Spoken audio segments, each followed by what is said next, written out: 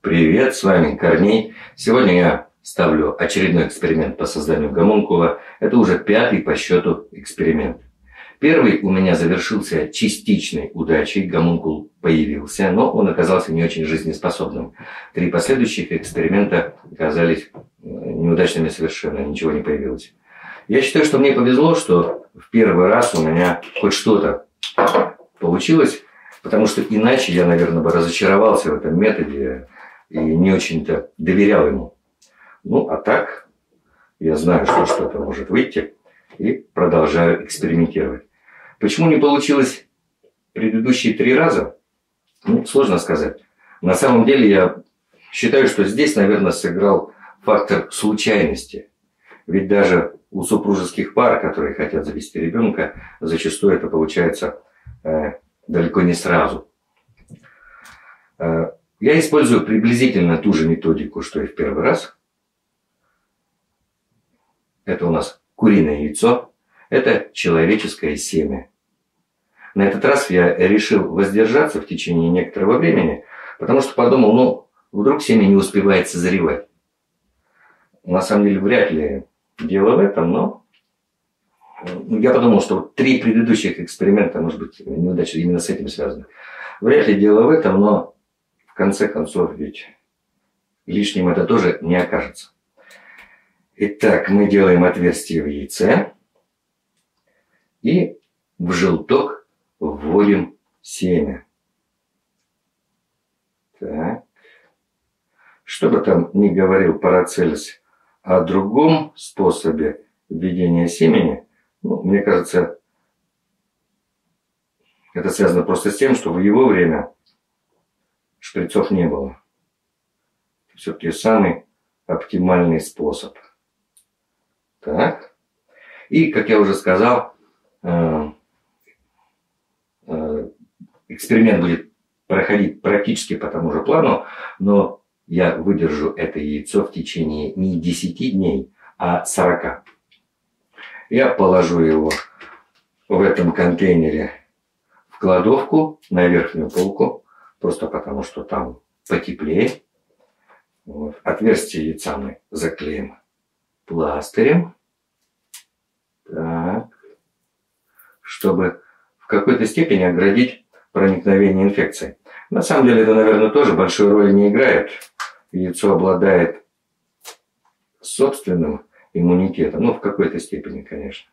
Но подстраховаться не лишнее. Так. Угу.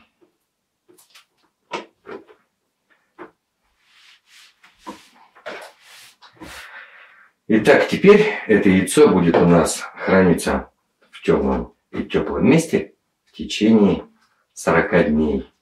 Ну, я надеюсь, что какой-то результат будет. Итак, прошло 40 дней.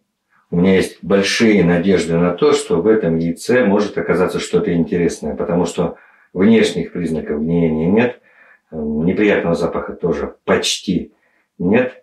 Посмотрим, что у нас там внутри.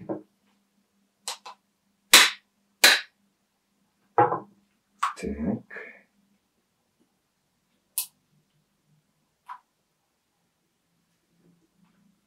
Так. Угу.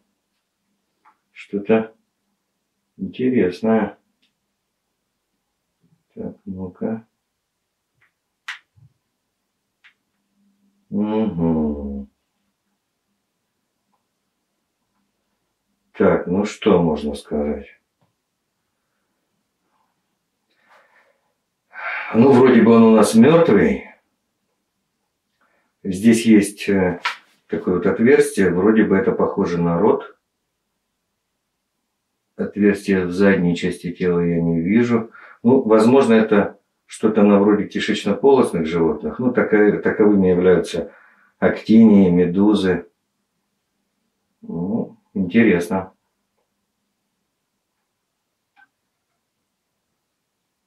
Движение появилось. Похоже, он пришел в себя. Любопытно. Блядь!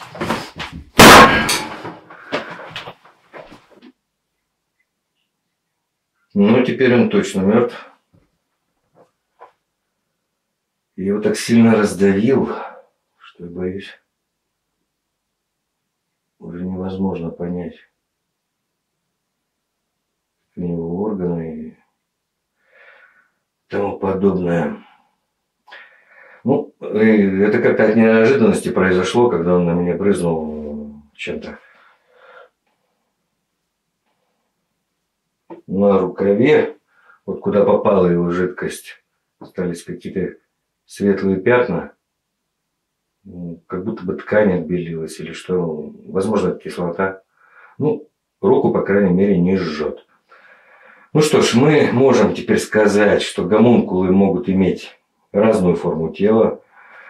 Они могут плеваться чем-то вроде кислоты, по крайней мере, некоторые из них. Ставьте лайки, подписывайтесь на канал. С вами был Корней. Пока.